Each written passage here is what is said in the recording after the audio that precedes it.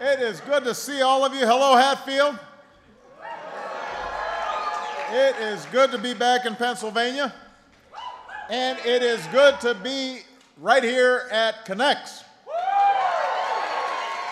I want to thank Michael Arrington, Robert Glickman, and the inventor of Connex, Joel Glickman, for hosting me today and giving me a great tour. Where'd they go? Where'd they go? I want to stand up so everybody can see you guys. There they are.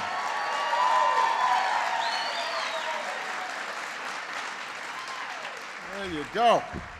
And I just noticed we got a couple of outstanding members of Congress here. We got Shaka Fatah and Alison Schwartz. Now, I just finished getting a tour of the Connex Workshop. I have to say, it makes me wish that Joel had invented this stuff a little sooner when I was a kid. Back then, you couldn't really build a roller coaster out of your erector set. And I also got a chance to meet some of the folks who've been working around the clock to keep up with the Christmas rush. And that's a good thing. You know, these guys are Santa's extra elves here. They manufacture almost 3,000 Connex pieces every minute. And every box that ends up on store shelves in 30 countries is stamped Made in America. And that's something to be proud of. That's something to be proud of.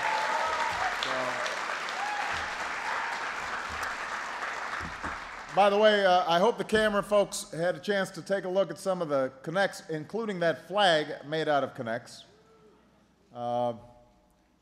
And, you know, Joe Biden was in Costco. He wanted to buy some of this stuff. But I told him he had too much work to do. I wasn't going to have him building roller coasters all day long. Now, of course, Santa delivers everywhere. I've been keeping my own naughty and nice list for Washington. So you should keep your eye on who gets some Connex this year. There are going to be some members of Congress who get them, and some who don't.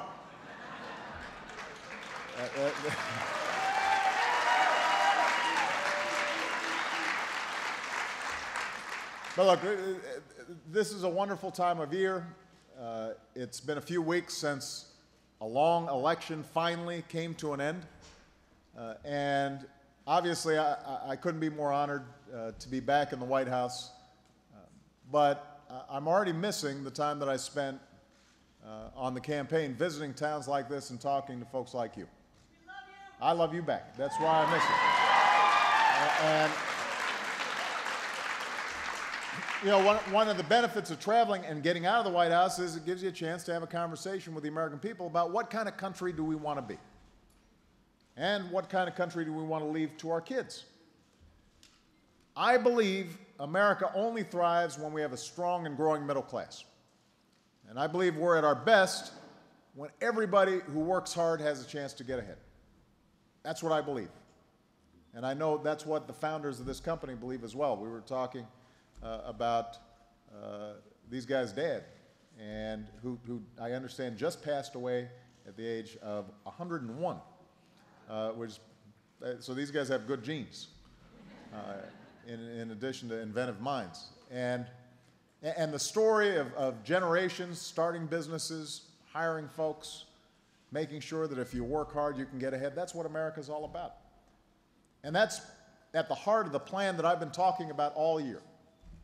I want to reward manufacturers like this one and small businesses that create jobs here in the United States, not overseas.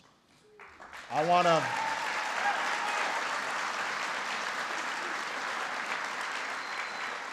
And by the way, this is a company, one of the few companies in the toy industry that have aggressively moved jobs back here. You know, that's a great story to tell. Because we've got the best workers in the world and the most productive workers in the world. And so we need champions for American industry creating jobs here in the United States. I want to give more Americans the chance to earn the skills that businesses are looking for right now. And I want to give our children the kind of education that they need in the 21st century. I want America to lead the world in research and technology and clean energy. I want to put people back to work rebuilding our roads and our bridges and our schools. And I want to do all this while bringing down our deficits in a balanced and responsible way. Now,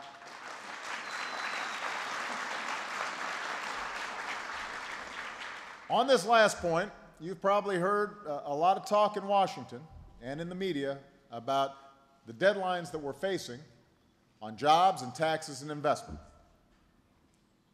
This is not some run-of-the-mill debate. This isn't about which political party can come out on top in negotiations. We've got important decisions to make that are going to have a real impact on businesses and families all across the country. Our ultimate goal, our long-term goal, is to get our long-term deficit under control in a way that is balanced and is fair. That'd be good for businesses, for our economy, for future generations. And I believe both parties can and will work together in the coming weeks to get that done. We know how that gets done. We're going to have to raise a little more revenue. We've got to cut out spending we don't need, building on the $1 trillion of spending cuts we've already made. And if we combine those two things, we can create a path where America's paying its bills while still being able to make investments in the things we need to grow, like education and infrastructure. So we know how to do that. But, in Washington, nothing's easy, so, there's going to be some prolonged negotiations.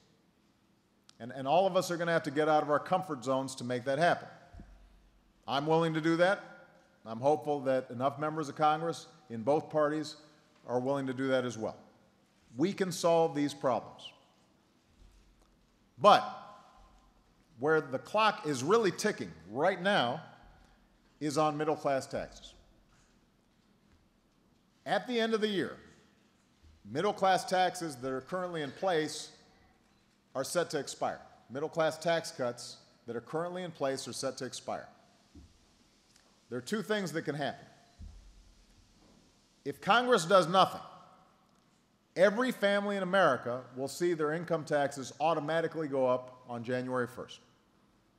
Every family, everybody here, you'll see your taxes go up on January 1st. I'm assuming that doesn't sound too good to you. That's sort of like the lump of coal you get for Christmas. That's a Scrooge Christmas. A typical middle-class family of four would see their income taxes go up by about $2,200. That's for a typical family. It'd be more for some folks. That's money a lot of families just can't afford to lose. That's less money to buy gas, less money to buy groceries. In some cases, it means tougher choices between paying the rent and saving for college. It means less money to buy more Connex. Yeah. Just the other day, economists said that if income taxes go up on the middle class, people will spend nearly $200 billion less in stores and online. And when folks are buying fewer clothes or cars or toys, that's not good for our businesses, it's not good for our economy, it's not good for employment. So that's one path. Congress does nothing. We don't deal with this looming tax hike on middle-class families, and starting in January, everybody gets hit with this big tax hike, and businesses suddenly see fewer customers, less demand. The economy, which we've been fighting for 4 years to get out of this incredible economic crisis that we have, it starts stalling again. So that's one path. The good news is there's a second option. Right now, Congress can pass a law that would prevent a tax hike on the first $250,000 of everybody's income. Everybody. So that means 98% of Americans, 97% of small businesses wouldn't see their income taxes go up by a single dime, right? Because 98% of Americans make $250,000 a year or less. 97% of small businesses make $250,000 a year or less. So if you say income taxes don't go up for any income above $250,000, the vast majority of Americans, they don't see a tax hike. But here's the thing, even the top 2%, even folks who make more than $250,000, they'd still keep their tax cut on the first $250,000 of income. So it'd still be better off for them too, for us to go ahead and get that done. Families would have a sense of security going into the new year. Companies like this one would know what to expect in terms of planning for next year and the year after. That means people's jobs would be secure. The sooner Congress gets this done, the sooner our economy will get a boost. And it would then give us in Washington more time to work together on that long-range plan to bring down deficits in a balanced way. Tax reform, working on entitlements, and asking the wealthiest Americans to pay a little bit more so we can keep investing in things like education and research that make us strong. All right, so those are the choices that we have. And understand, this was a central question in the election, maybe the central question in the election. You remember, we talked about this a lot. It wasn't like this should come to surprise to anybody. We had debates about it. There were a lot of TV commercials about it. And at the end of the day, a clear majority of Americans, Democrats, Republicans, Independents, they agreed with a balanced approach to deficit reduction and making sure that middle-class taxes don't go up. Folks agreed to that. Now, the good news is we're starting to see a few Republicans coming around to it too. I'm talking about Republicans in Congress. So the reason I'm here is because I want the American people to urge Congress soon, in the next week, the next 2 weeks, to begin the work we have by doing what we all agree on. Both parties agree that we should extend the middle-class tax cuts. We've got some disagreements about the high-end tax cuts, right? Republicans don't want to raise taxes on folks like me. I think I can pay a little bit more to make sure that kids can go to college and we can build roads and invest in NIH so that we're finding cures for Alzheimer's. And that's a disagreement that we're going to have and we've got to sort out. But we already all agree, we say, on making sure middle-class taxes don't go up. So let's get that done. Let's go ahead and take the fear out for the vast majority of American families so they don't have to worry about $2,000 coming out of their pockets starting next year. The Senate has already passed a bill to keep income taxes from going up on middle-class families. That's already passed the Senate. Your members of Congress, like Allison and Shaka, other Democrats in the House, they're ready to go. They're ready to vote on that same thing.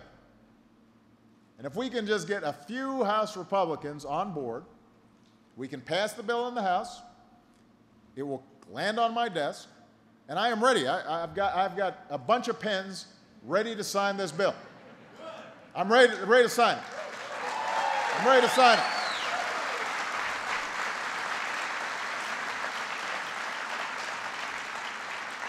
There are no shortage of pens in the White House. And I carry one around for an emergency, just in case. Just waiting for the chance to use it to sign this bill to make sure people's taxes don't go up. But, don't thank me yet, because I haven't signed it. I need some help from Congress. So the key is, though, that the American people have to be involved. It's not going to be enough for me to just do this on my own. So I'm hopeful that both sides are going to come together and do the right thing. But we all know you can't take anything for granted when it comes to Washington. Let's face it. And that's why I'm going to be asking for all of you to make your voices heard over the next few days and the next couple of weeks. I need you to remind members of Congress, Democrats and Republicans, to not get bogged down in a bunch of partisan bickering, but let's go ahead and focus on the people who sent us to Washington and make sure that we're doing the right thing by them. So I want you to call, I want you to send an email, post on their Facebook wall. If you tweet, then use a hashtag we're calling My2K. not Y2K, my 2K. All right? Because it's about your 2K in your pocket. We're trying to burn that into people's minds here. So, in the meantime, I'm doing my part. I'm meeting with every constituency group out there. We're talking to CEOs, we're talking to labor groups, we're talking to civic groups, I'm talking to media outlets, just explaining to the American people this is not that complicated. Let's make sure that middle-class taxes don't go up. Let's get that done in the next couple of weeks.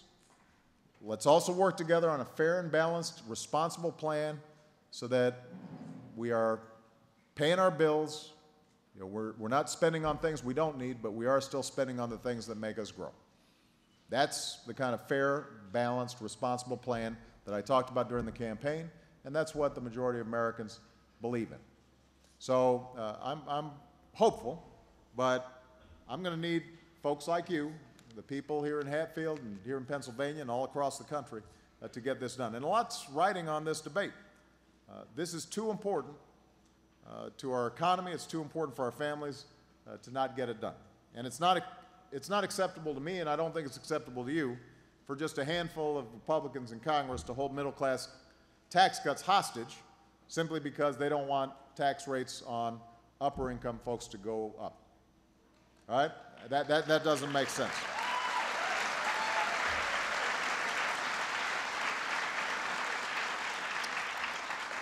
If your voices are heard, then we can help businesses like this one. We're going to sell a whole bunch of Connex.